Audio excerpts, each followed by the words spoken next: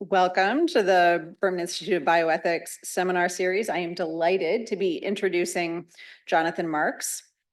Jonathan Marks is director of the bioethics program at the Pennsylvania State University, my alma mater, where he is professor of bioethics, humanities, law, and philosophy, and affiliate faculty in the School of International Affairs. He's also a fellow of the Hastings Center and a barrister and academic member of Matrix Chambers, London, which I need to learn more about. It sounds very cool. Jonathan received his MA-BCL, which is the equivalent to a JD LLM from the University of Oxford. He was a Greenwall Fellow in Bioethics and Health Policy here at Hopkins and Georgetown from 2004 to 2006. He's held the Edmund J. Safra Fellowship in Ethics at Harvard University, where he was affiliated with the Lab on Institutional Corruption, and has published widely in journals of ethics, law, medicine, and public health. His book, The Perils of Partnership, Industry Influence, Institutional Integrity, and Public Health, published in 2019, was a finalist for the North American Society for Social Philosophy Book Award. He's currently working on a book on trust, trustworthiness, and the ethics of crisis management. He's participated as an expert on ethics and human rights in meetings of the World Health Organization, the National Academies, the U.S. Defense Health Board, and the Royal Society, London. Please join me in welcoming Jonathan Marks. Thank you, Deborah, for that very kind introduction. Thank you, Jeff. Thank you, Allison and Anna, for helping put this together. My talk today is How to Prevent, Diagnose, and Treat Ethical Sepsis, a guide for the perplexed. And I will tell you in a moment, hopefully, what ethical sepsis means to me. But first, just a few declarations and acknowledgements. I will be mentioning the book that Deborah mentioned, her introduction to me. You don't need to buy the book. In fact, the section from which I'm drawing in very small part, I will happily send as a PDF to anyone who's interested. And actually, most of what I will say here, but not all, you can get from this special report to the Hastings Center from last year and from a TED talk I gave earlier this year about Boeing. And then I should also say, because I will be talking about COVID, that I have been recently approved to act as a consultant for a group of core participants in the UK COVID inquiry. And then finally, just to thank my colleague, Michelle Mickle, for her feedback, incredibly helpful as always on this presentation. Okay, so the Berman Bioethics Institute can have profound impacts on one's life, which you all know. What you may not know is that includes street cred with your 19-year-old daughter. And that's really hard to earn, I should tell you. So she was offered a place, which she ultimately took, in a dual BA in philosophy at Columbia University, spending the first 2 years at Trinity College Dublin. And we got invited to an admitted students' day and then to a faculty seminar that was being held that day.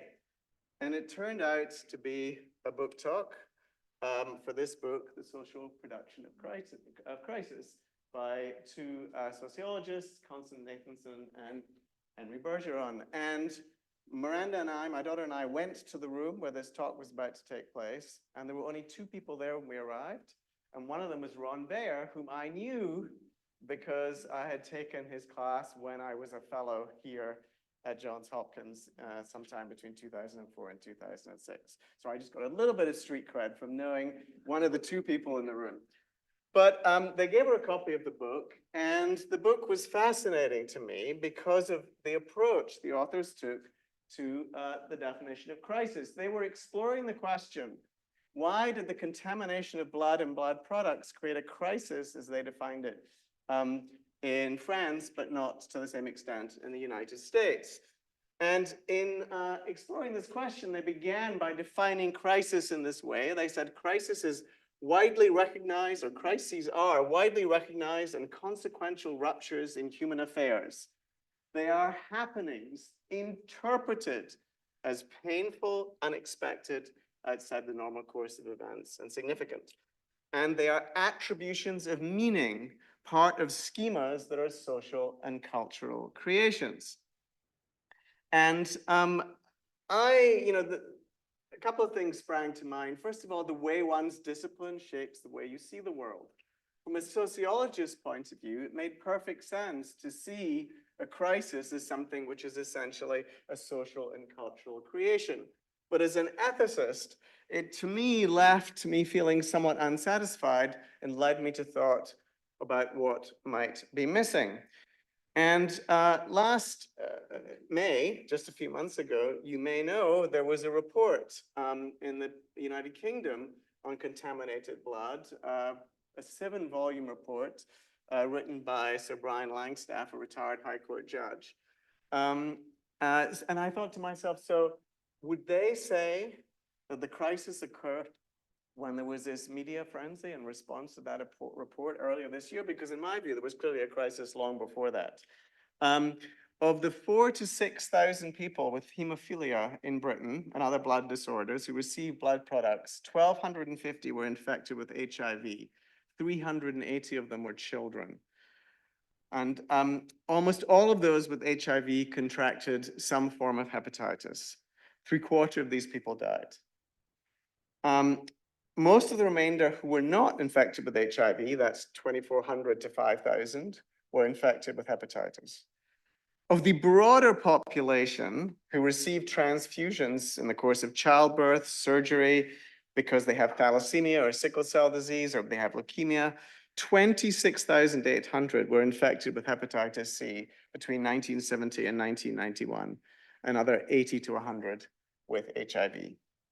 The total estimated deaths were greater than 3,000. So the terms of reference for this inquiry asked whether there was, quote unquote, a cover-up. And Sir Brian Langstaff, the chair of the inquiry, said there was something, quote, more subtle, more pervasive, and more chilling than an orchestrated conspiracy of a few. There was a culture of defensiveness that involved, among other things, a deliberate destruction of documents and an unwillingness to admit there had been a problem. So, this leads me to rethink what we mean by crisis. And in order to do that, I have to take a little step back and work on some other definitions before we come to what we mean by a crisis. And the first step that I want to take is to distinguish two concepts: trust and trustworthiness. Now, trust, as I define it, is an attitude, usually toward an individual or an institution, based on your perceptions of that individual or institution. Whereas trustworthiness is an attribute or a property of that institution. When I gave a TED talk earlier this year talking about the fiasco at Boeing, I said, trust is what gets you on an airplane, but trustworthiness is what keeps that plane in the air. And of course, engineering is important too, but as we're learning, all those things are interconnected. This distinction between trust and trustworthiness is important because we should not trust institutions that are untrustworthy. And bolstering trust in an untrustworthy institution is profoundly ethically problematic. Now, I emphasize this in the workshops that led up to the special issue of the Hastings Center report. And in their opening essay, the editors came up with this very helpful chart in which they say, well, if people trust trustworthy actors, that's not a problem. If they don't trust trustworthy actors, you have a problem. If they trust untrustworthy actors, you have a problem. But then they said, if you don't trust untrustworthy actors, there's no problem. And I think that in public health, you might argue that that last box on the bottom right is not no problem, but potentially two problems. Because what we need in public health are institutions that are trustworthy, and we need people to trust them. So that, for example, when they make guidelines or recommendations in a pandemic, we follow those guidelines and recommendations. But we're getting ahead of ourselves here. So I want to parse trust and trustworthiness just a little bit more, if you'll allow me to do that. And often we say A trusts B. But what we usually mean is A trusts B to do X, and that might vary what the X might be. For example, so if you have an uncle who's a Fortune 500 financial advisor, but he's been married 3 times, you might trust him to give you financial advice. You might trust him less to give you relationship advice. Or you might say, well, the guy's been married 3 times. He knows a lot about relationships. Maybe I'll trust him too. But the important thing is it matters what you're trusting someone to do. And then often some people further specify in the following circumstances at time t. But I would like to draw on some other distinctions that I think are as helpful, perhaps even more so for thinking about trust. The first is, I think it's important to recognize that we might trust individuals. So for example, a physician, I had back surgery here at Johns Hopkins last year. I trusted my physician. It mattered actually that he was a physician at Johns Hopkins because I trusted the institution. So people can have trust in individuals, they can have trust in institutions, and then they may or may not have trust in something larger, in systems like the healthcare system in the United States, broadly construed. So it's also important to recognize, as I've just alluded to, that trust in one can bolster or undermine trust in the other. So that's the first set of distinctions. And the second set of distinctions I think it's important to make are, and again, these apply both to trust and trustworthiness, that there are different kinds of trust and trustworthiness. So one is what is often called competence trust. If I have competence trust in you, I think you have the knowledge, skills, capacities, and resources to do the thing that I'm trusting you to do. If I have fidelity trust in you, I trust you to put my interests or the interests of people I care about ahead of their own. That is fidelity trust. And then reliability trust is I trust you, I can rely on you to do the thing that you say you will do. To do the thing that you will say you will do. And I'll just say, just to, since I talked a lot about Boeing for much of this year, when Boeing were trying to bolster competence trust, we know how to build safe planes. They were actually undermining reliability and fidelity trust. Why? Well, because they weren't putting the interests of passengers and crew first. In fact, as we just learned in the last 2 or 3 days, after the first 737 MAX plane crashed, the chief pilot, Ethiopian, wrote to Boeing and said, we're worried about our pilots. Tell us what they need to know in the event that they face the same crisis.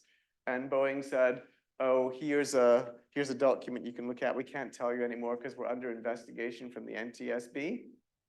Well, by the way, they were telling American pilots more about what they should be doing. And then when an Ethiopian Airlines plane crashed, they blamed foreign pilots. 2 CEOs blamed foreign pilots. Dennis Muhlenberg and his successor, David Calhoun. So, and then just to be clear, reliability, they said they were putting safety first, but it was totally clear they were putting cost cutting, maximizing returns for shareholders first. So these are really important distinctions that I think we should keep in mind. The concept of reliability ties in neatly with another concept that is profoundly related to integrity, profoundly related to trustworthiness, which is integrity, which likewise is an attribute or property of an individual or an institution. Think of an integer as something whole. What does integrity require? Well, it requires, among other things, consistency at any moment. Consistency among what? Well, this diagram, I think, should help. Look at your practices. What is it that you actually do? Are they consistent with what you say you do, especially what you say to somebody outside your institution? Are they consistent with what you are obligated to do, your purpose, by your founding documents? Or if you're for example, I'll come back to this towards the end, a nonprofit hospital with 501c3 charitable status. Are you satisfying your obligations to give charity care that are a condition of your charitable status, your nonprofit status? And then ideally, not only should all these three things be aligned, but ideally they should be aligned with the function of the institution, which I define as what it is society needs that institution to do. We can talk more about that in Q&A. But that, essentially, if you do not do what you say you do, if you do not put patients first, if you do not put passengers first, if you do not put safety first, when you say that, then your institution lacks integrity and you will also not be trustworthy. All right, so in addition to consistency, as I've just tried to parse it out, what is also required is constancy over time. This doesn't mean that institutions, for example, cannot evolve or change over time. Indeed, they can. There just has to be a justification for it. But recognizing the importance of constancy helps us understand, I think, some problems that arose during COVID, right? So the nature of the pathogen evolved over time, right? COVID was evolving over time. The threat that it presented evolved over time. And our knowledge and understanding of the pathogen and the threat it presented also evolved over time. Francis Collins admitted that that was one of the things we could have done better during COVID, is acknowledging that when issuing guidelines which evolved during the course of the pandemic. So now that I've laid this foundation of the distinction between trust and trustworthiness, parsing the two, and also exploring the relationship with integrity, I want to return to the issue that I began with, which is this crisis, the contaminated blood crisis. So the National Health Service and the British government's so-called crisis management strategy, in this case, harmed vulnerable individuals. People had HIV, Hep C, they did not know it. They gave it to their partners, for example. So it harmed vulnerable people, but it also harmed the very institutions it was designed to protect, the NHS, the National Health Service. And the same can be said of so many other strategies used by so many other actors, whether government actors, corporations, universities. It doesn't matter. Every kind of institution can engage in these kind of strategies. So I think, by the way, that air travel and air safety is a public health issue. That is why I focused on Boeing, and it's why the Hastings Center published an essay of mine which focused on Boeing. But there are other examples of, the Catholic Church and its child sexual abuse scandals, the scandal with Larry Nassar at USA Gymnastics, my own university and the Sandusky scandal, the NFL and chronic traumatic brain injury. There are many, many more examples I could give you. All these actors draw from what I call the crisis playbook. And in the crisis playbook, there are a number of strategies that actors may use, and they usually use some combination of these. First, deny that there's a problem, which was a sort of the approach to contaminated blood in the UK. It's hard to deny there was a problem when 2 airplanes fall out the sky. So cast doubt that it's your products or practices causing the harm, deflect responsibility onto others. Hence, as I say, blaming the foreign pilots in the case of Boeing. Localize or minimize the problem. Return to Boeing, they said, oh, it's just software, no big deal. And then frame yourself as part of the solution. We know how to fix this. This crisis playbook, in my view, arises because institutions in crisis often run to the very same entities, the same public relations firms. So I think that's part of the problem. But I think it's also fueled in a sense by this notion that crises are socially constructed, because if a crisis is socially constructed, it can be socially deconstructed, presumably, leading to an emphasis on sort of PR-like strategies. So I think we need to rethink what we mean by an institutional crisis. So perhaps I've always been somewhat irritated by politicians or pundits who use the word optics. So there's nothing I like better than to grab a term that irritates me and turn it to my own use. So I would define the spectacle, the loss of trust. So let me explain the word first. Opsis is from the Greek for a spectacle or appearance. It was one of Aristotle's elements of tragedy. For me, it captures and describes the media frenzy, for example, following the crashes of the 737 MAXs, the media frenzy following the publication of Sir Brian Langstaff's report into contaminated blood in the UK and the like. And these are a form of institutional crisis. But if that's the only thing you think of as an institutional crisis, you're going to get into difficulty repeatedly. So I think we have to think of sepsis as another kind of crisis. And what is sepsis? It's not the loss of trust, but it's the loss of trustworthiness and the loss of integrity. Now, just as medical sepsis is a critical condition that threatens the human body, ethical sepsis poses, in my view, an existential threat to the life of an institution. And no physician would put makeup on a patient who had sepsis. So you shouldn't try to bolster trust in an institution which is experiencing, quote, ethical sepsis. No, you should similarly get to the heart of the problem, treat the underlying systemic infection. One should only rebuild trust, in my view, once you have restored integrity and trustworthiness. So, having set out this framework, let's look at, if we have time, I think we have time, let's quickly revisit some other crises and see if this framework might be helpful for highlighting some things that might not otherwise be quite so ethically salient. So I've written, of course, about the opioid crisis, although not with the potent lyricism of Travis, but I've done my best. Let's just talk a little bit about that. So if you look at this diagram from this chart from the CDC, showing overdose deaths involving opioids, I want to flag that 2003 was the date of publication of Painkiller by Barry Meyer, pointing out the crisis in West Virginia.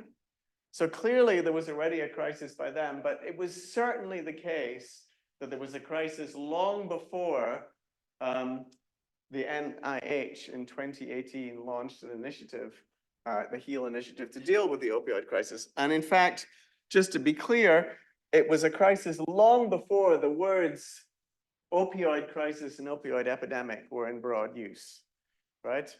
So nobody would say there was only an opioid crisis when people started to describe it as a crisis. I think once we see the data, we'd say, hey, there was a crisis long before that. But I think running alongside the opioid crisis was a distinct but related institutional crisis. So I have talked about in earlier work how Purdue Pharma and other opioid companies built webs of influence with establishing relationship with doctors, researchers, universities, teaching hospitals, patient advocacy groups, professional associations, medical journals, legislators, policymakers, and public health agencies. And we know from a lot of research that the more frequently, for example, a doctor met with a Purdue Pharma drug rep, the more likely they were to prescribe opioids. And the more likely they were to prescribe opioids, the more patients they would have who died of opioid overdoses. The purpose of these webs of relationship, just to be clear, was to downplay the risks of addiction and abuse of opioids, and to expand the scope of prescribing, right? So my father had cancer. He was on OxyContin towards the end of his life, which is not a problem because he was dying. He would never have to be weaned off it. But it's not very profitable just to give opioids to people who are dying. Far better if you can also, or indeed to people who have post-surgical, acute post-surgical pain, far better if you can expand the scope of providing to people who have chronic conditions.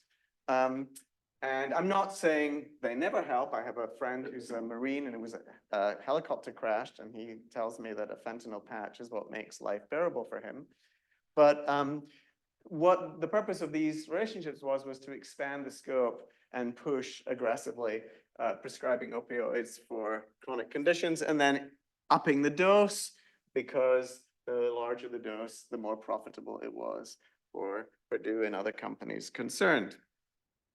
Now, You may have all seen this image from 2019. It is an employee, a workman at Tufts, removing the name of Sackler from the front of several buildings. Tufts is one of many, many institutions involved in medicine and public health that took money from the Sackler family. But restoring trust in an institution is a lot more difficult than chiseling a few letters off a metal wall. And I think the National Academies also learned this in 2023, when the headlines all over the New York Times were the National Academies had taken money from the Sacklers. And to be clear, they started accepting gifts from the Sackler family in 2008, which was just a year after Purdue had pleaded guilty to charges of false and misleading promotion of OxyContin, a practice that continued for nearly a decade afterwards in the United States. And according to research by Madeline Davies and others published in the Washington Post recently, is continuing to this very day in countries all over the world through the Sackler's network of international companies known collectively as Mundi Pharma. So there were, as I said, there were relationships involving not just institutions in the US, but also internationally. In 2012, the World Health Organization published these guidelines for the treatment of persisting pain in children. And I do want to emphasize that pain management is a real problem in medicine. My father was a family physician. I remember he bought the first book that really focused on pain in the 1970s. So it's definitely a problem that requires our attention in medicine and public health. But in these guidelines, published in 2012, the authors said there was no maximum dose of opioids for children. And they also characterized physicians who were reluctant to prescribe opioids as experiencing, quote, opiophobia, a term coined by Purdue Pharma, the manufacturer of OxyContin, several years earlier. This document was hurriedly withdrawn in 2019 by the WHO when it came to public attention. But of course, it had 7 years to do its work before it was withdrawn. Now, in my view, Tufts, the National Academies, the WHO were in crisis long before the media crisis, when these issues were covered by the New York Times and other publications. The relationships they had with pharmaceutical companies, Purdue and others, had undermined, in my view, their integrity and trustworthiness. And I'm not saying that people in those organizations had ill will. I'm just saying that those relationships, as a result of subtle influence and reciprocity, led them to depart from their mission, purpose, function, what it is we need them to do. So they were in crisis long before the headlines hit. And then I just want to segue into another crisis, because crises, unfortunately, have a habit of converging. So I talked about Purdue Pharma, but of course, Johnson & Johnson, through its subsidiary, not only sold opioids, but it developed a high opium yield poppy and supplied the active ingredient for prescription opioids to Purdue Pharma and a number of other companies. It's also, as you noticed, been in the spotlight more recently for its strategy to try and restrict its liability in relation to the talcum powder cancer litigation, essentially transferring all the assets and liabilities to a subsidiary to limit their exposure. So, the reason I say all this is because, this article predates COVID, and of course, Johnson & Johnson was one of the companies who made the COVID vaccine, or made a COVID vaccine. Now you might say, well, in North America, most people didn't get the COVID vaccine from Johnson & Johnson. They got Pfizer or Moderna. And I think now Pfizer is the dominant one in the market. And it pains me to flag this, but just 10 years before the COVID pandemic broke out, Pfizer was on the receiving end of a $2.3 billion settlement for fraudulently marketing Bextra, a non-steroidal anti-inflammatory drug. So they agreed to pay $2.3 billion for misbranding with intent to defraud or mislead. So I think these are important. Why do I bring this up? Well, because as I said before, distrust in one area can bleed into another. when the Kaiser Family Foundation looked for people's mistaken beliefs about the COVID-19 vaccine, well, first of all, many of the mistaken beliefs they had about COVID were related to the vaccine. In fact, the vast majority of those up there. And I think there are many reasons for this. Disinformation obviously was one of them, but I think it's important to recognize that we don't want to give people reasons to distrust when we need them to trust. So now I think I have a couple of, do I have a couple of minutes? Yeah, I have a couple of minutes. I'm going to talk about some not yet recognized crises. And then I'd love to hear your feedback for this ongoing project, because this is now a book project. So, are nonprofit hospitals in crises? Well, there's this kind of crisis. This is a headline from earlier this year about a hospital. Actually, this was done by Spotlight in my university town last year, talking about a hospital that loses its tax exemption, its state tax exemption, because it is not behaving like a nonprofit should.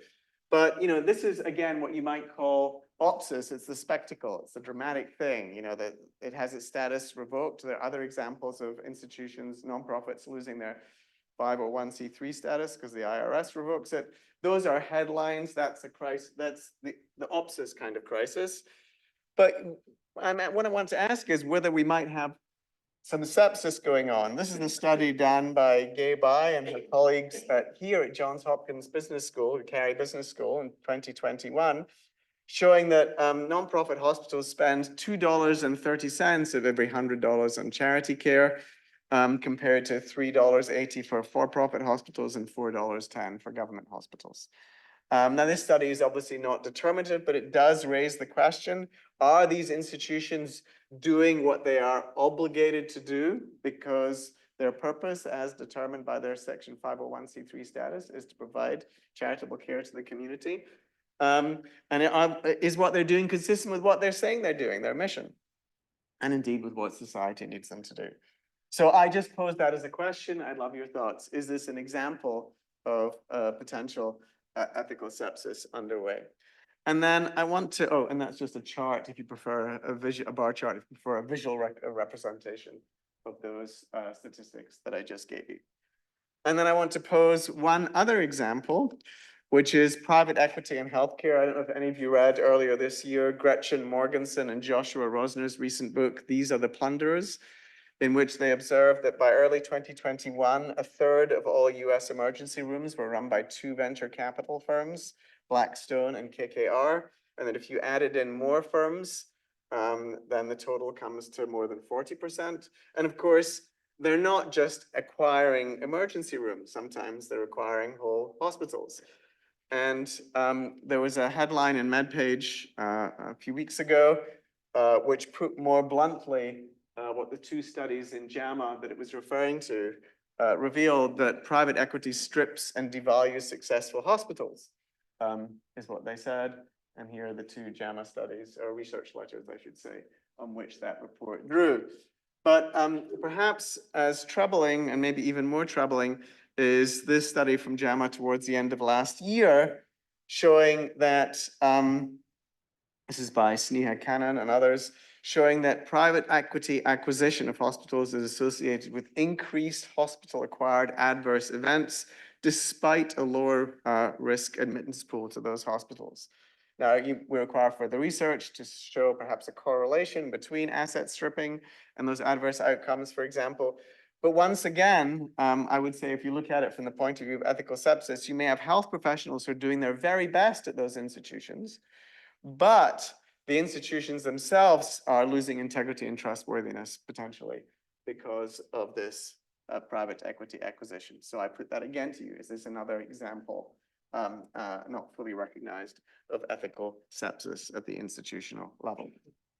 So with that whistle-stop tour, I want to come back to try and answer the question that I sort of promised I was going to answer. How do we prevent, diagnose, and treat ethical sepsis in institutions? And one of the first things I would say is come back and ask, if you're in an institution, especially its leadership, but every institution should be asking themselves these questions. What is it that you say you do? What is it that you actually do? What is it you're obligated to do? And what is it that society needs you to do?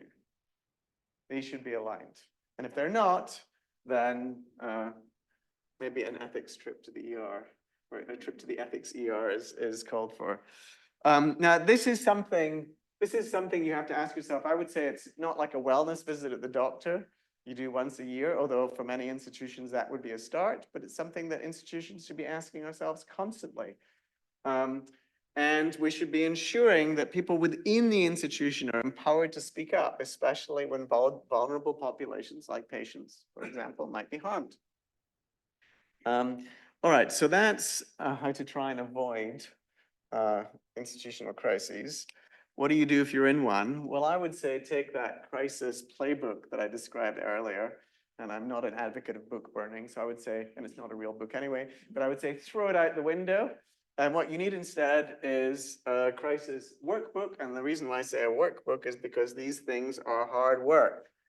What should you do? First, focus on the long term, not the short term.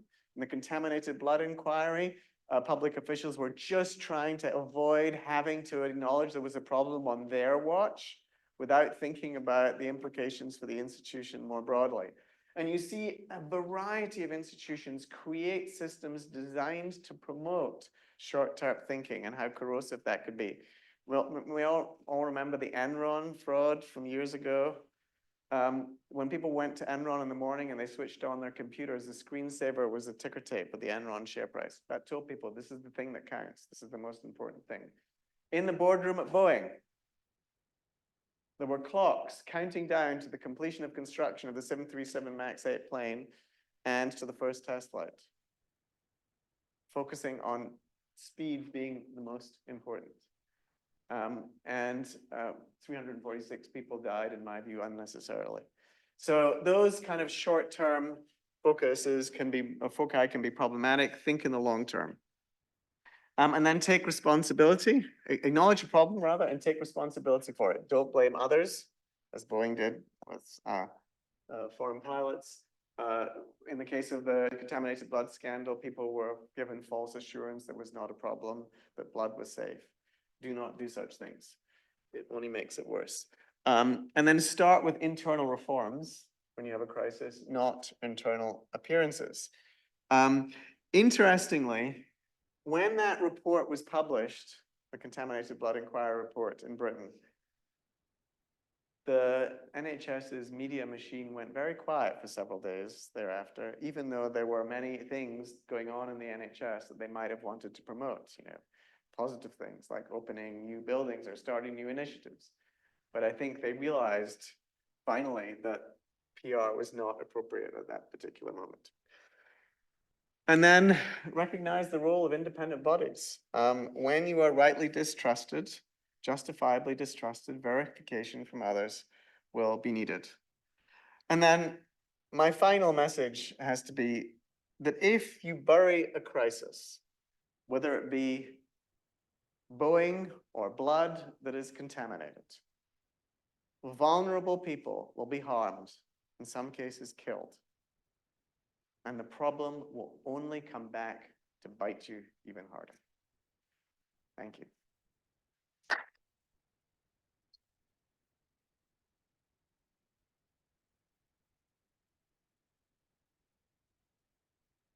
Thank you so very much. Okay. Questions for Jonathan? Travis? Very nice talk, Jonathan. It was really interesting. I'm going to talk into the microphone. There we go. I wonder if you have anything to say about fossil fuel industry.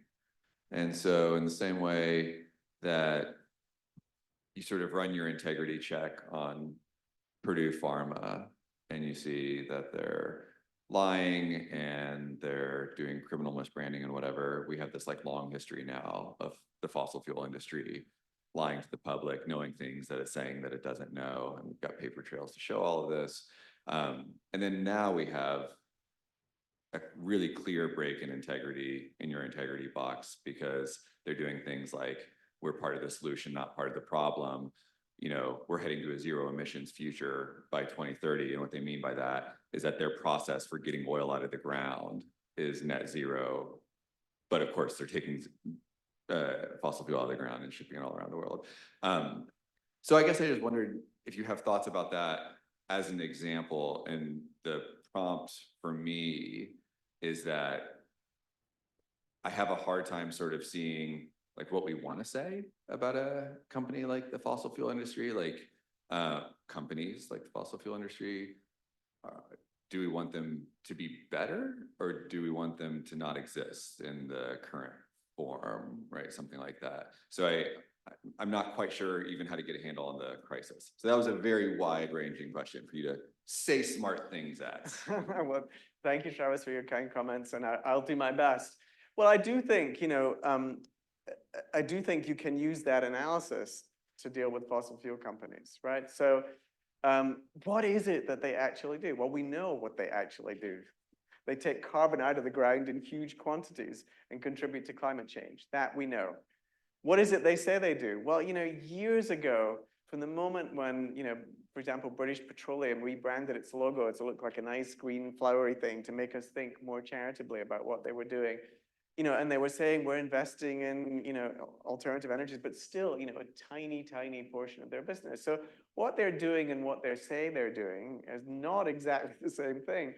And I think also what you see is there's often a fundamental tension between what institutions say internally and what they say externally. The fossil fuel industry has known for decades, as you well know, and have written so eloquently about. The fossil fuel industry has known for decades, but what they said internally and what they said externally was very, very different. Now, what you might say, if you look at it from the level of purpose, well, you might say, well, it's a corporation, it's established by charter, it has to maximize profits for shareholders, all the rest of it. But that's why looking at the top level, the function question, and saying, what is it the societies need these entities to do?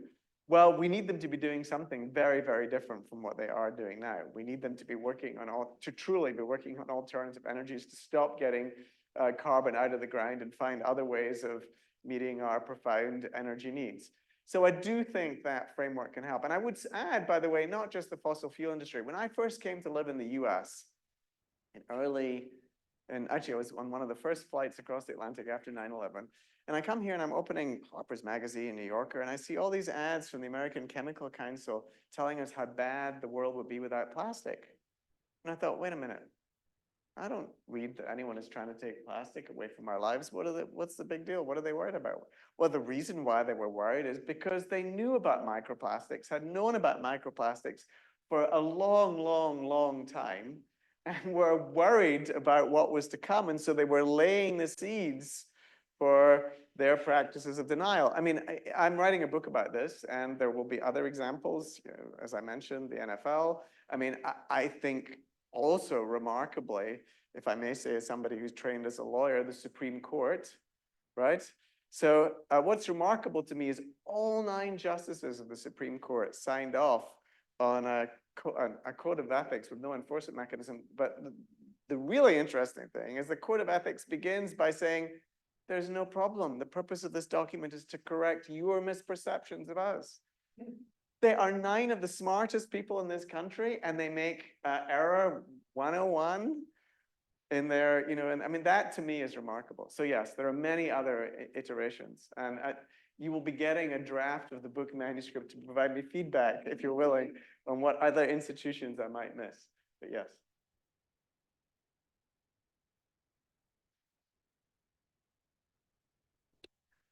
Thank you so, wow, I'm so audible. Okay, thank you so much for this talk. This is really interesting. I suppose my question is sort of similar in structure to Travis's. I'm wondering how this framework might diagnose the American animal agriculture industry, because on the one hand, feeding the world is really important, and on the other, I think it's pretty clear that the way that things are done is bad for people, bad for animals, and bad for the planet. So I suppose it seems clear to me that there's some ethical sepsis happening in the disconnect between what actually happens in American animal agriculture facilities and the like nicely packaged things we as consumers see in the grocery store. And I suppose in trying to apply I'm forgetting your nice term for it, the workbook for how to deal with this crisis, I'm wondering, I'm like struggling to make those things connect. So I was wondering if you could say something about that case. Yeah, so that is another, I mean, we could be here until midnight coming up with all sorts of examples because there are many, many of them. I just got a very lovely email from somebody who'd read my article and said, every scandal just gives you another example of where the framework might apply. So, but I think what I want to do is also in relation to Travis's examples, in relation to yours, right? One can make the locus of inquiry the corporation engaged in the activity, right? But I think it's a mistake only to make the corporation engage in the activity the locus of the inquiry. It's really important to look at government agencies and regulatory bodies whose responsibility is to regulate these very entities and whose ability to regulate these entities is jeopardized by lobbying and other financial relationships, because we know, we can say what the job of those entities is. The job of the Environmental Protection Agency is to protect the environment, to protect us. The job of the Food and Drug Administration, the job of the Department of Agriculture, one can look at all these institutions and apply this framework and say, so how are its relationships with these corporate actors pulling it away from its mission and purpose and its function, what we actually need these institutions to be doing? So I think, yes, that's another example. So I would encourage you to not to omit those regulatory bodies in the ethical analysis.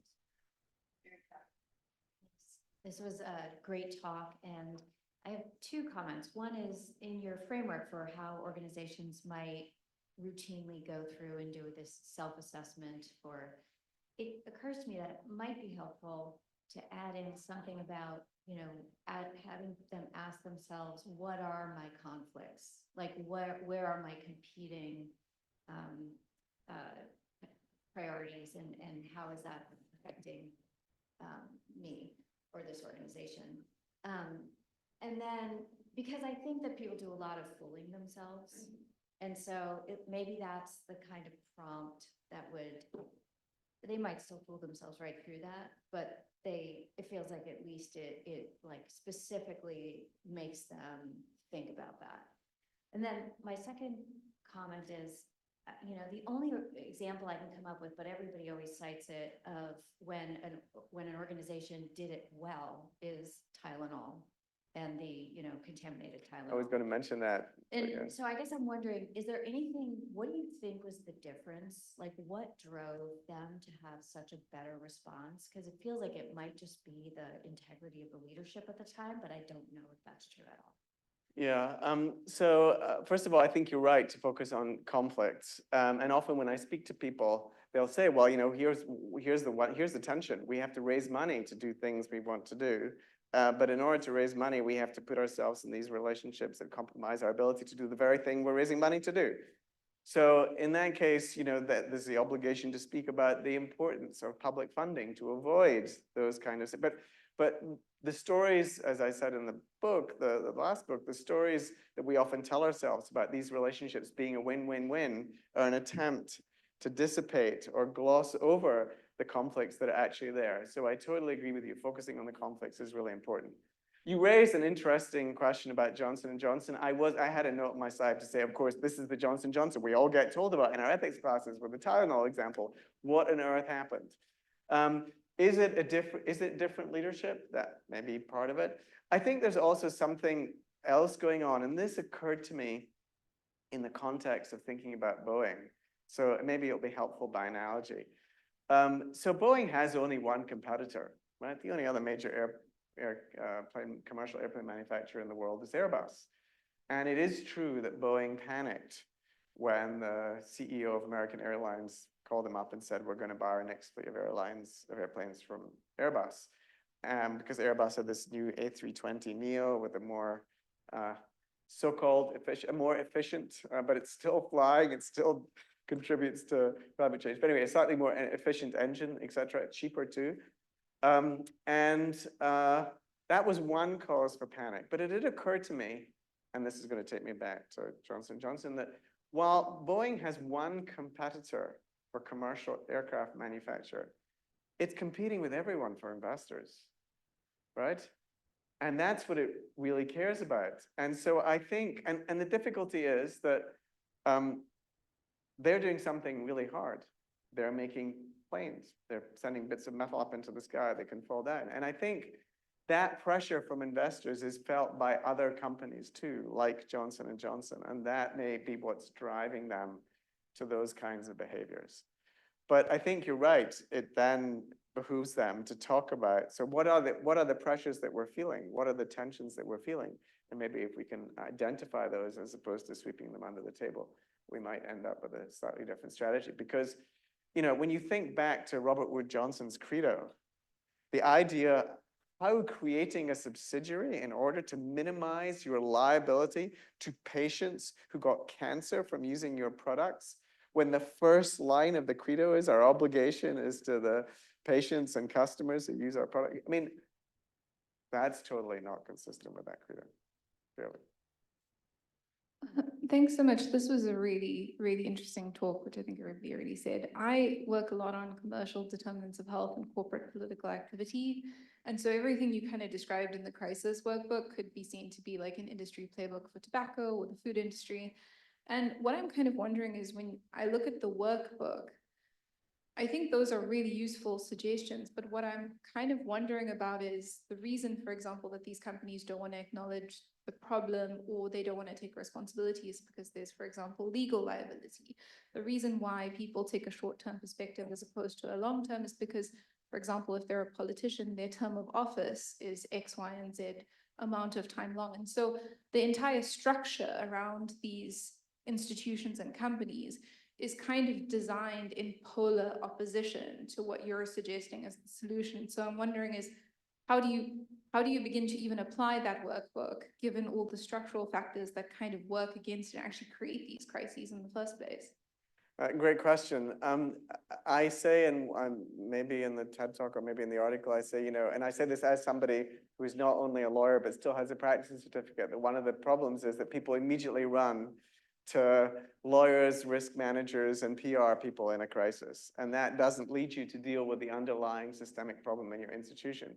But even if you look at it from a legal liability perspective, Boeing's behavior was disastrous from a liability perspective, utterly disastrous.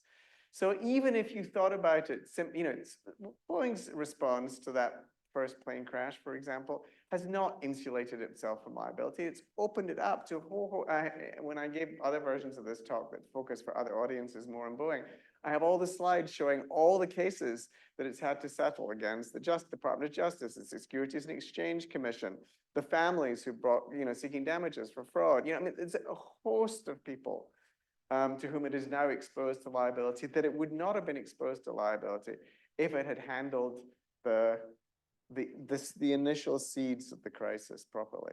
So I do think these are harmful strategies. I mean, certainly I think with Johnson & Johnson trying to limit their talc liability, you can see why that seemed like a legal strategy that made sense. I mean, in the broader sense of that company and the company's ability to address consumers as though it really has their interests at heart. I mean, who's going to believe it after that? So I'm not sure. I mean, I think you're right. Those are motivations and there are powerful structural incentives and it is worth acknowledging those structural incentives. But my view is that you don't just acknowledge them, you then tackle them head on. But again, I think even in terms of liability, self-defeating. And certainly self-defeating in the contaminated blood inquiry too.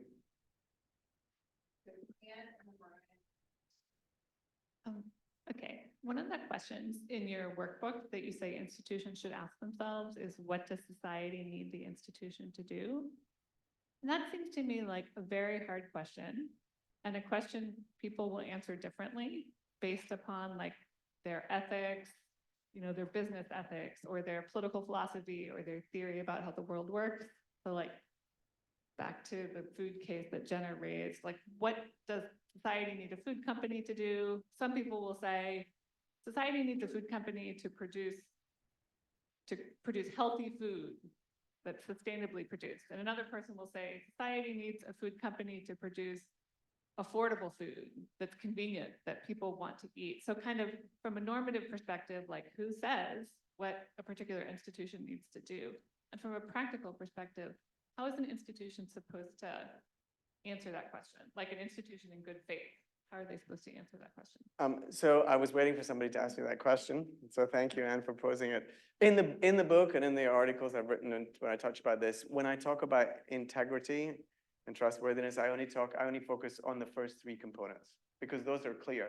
You can totally see what it is an institution does, what it says it does internally and externally, and what it's obligated to do. Those are utterly clear. But I think it's important not to leave off the question of function, right? And that is determined in conversation. It's part of how we do that at an institutional level and a societal level. But I think it would be a mistake not to include that in the diagram, because if you didn't include that in the diagram, then you'd end up with a situation of plastic companies and chemical companies and fossil fuel companies and all the rest of it, never going beyond and asking the more fundamental question. So I agree, but that's why when I say how do you know where you've lost integrity and trustworthiness? It's an inconsistency in the first three. I don't flag the fourth, but I do think it is a really important part, nonetheless, of the institutional analysis. So this has certainly given us a lot to think about, and thank you for a great talk.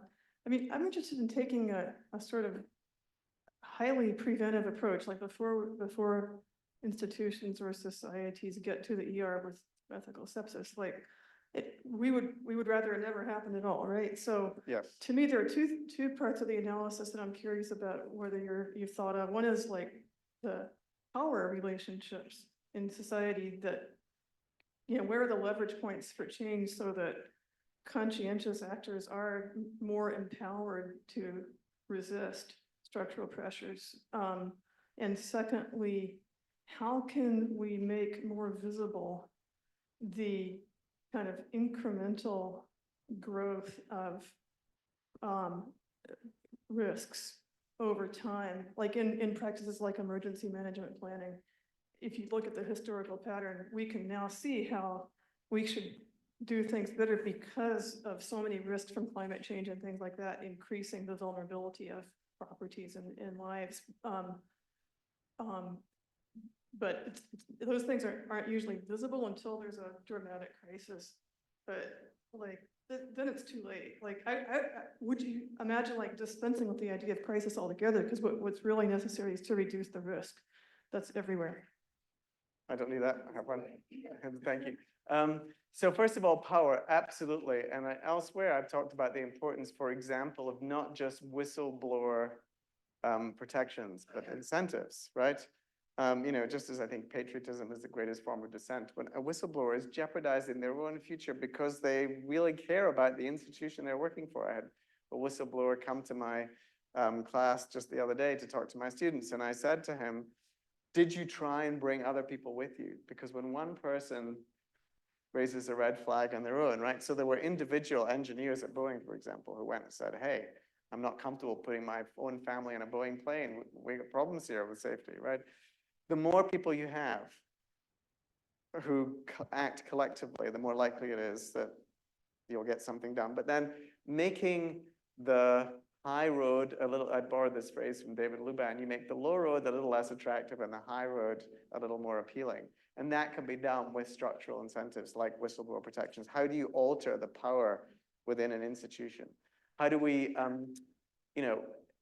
recognizing that, for example, in medicine, there are real opportunities to bring about change because we have memberships of professional associations, and those professional associations have power. The American Medical Association, for example, when I looked at this for the book, had spent more in lobbying than the US Chamber, I think, than anyone else apart from the US Chamber of Commerce, maybe, right? Huge. So if you're a member of the AMA, that's your institution, not you personally, but if one is a member of the AMA, there's a huge locus of power there that can be used for good.